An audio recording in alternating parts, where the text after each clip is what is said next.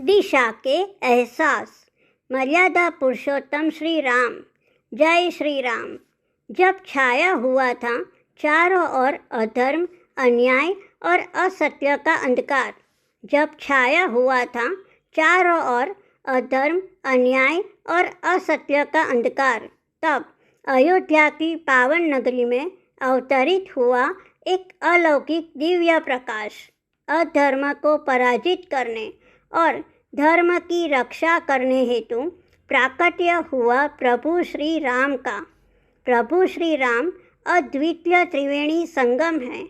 दया, करुणा और मर्यादा के अनुपम गुणों का विनम्रता के सागर प्रभु श्री राम ने त्यागा सिंहासन। पिता की आज्ञा मानकर अपनाया वनवास 14 साल का। माता सीता और भाई लक्ष्मण को संग लेकर चले प्रभु श्री राम। जब भक्त शिरोमणि हनुमान जी और वानर सेना सहित मिलकर प्रभु श्री राम ने किया रावण का अभिमान चूर चूर। जब भक्त शिरोमणि हनुमान जी और वानर सेना सहित मिलकर प्रभु श्री राम ने किया रावण का अभिमान चूर चूर, तब उजाला हुआ चारों ओर धर्म, न्याय और सत्य का।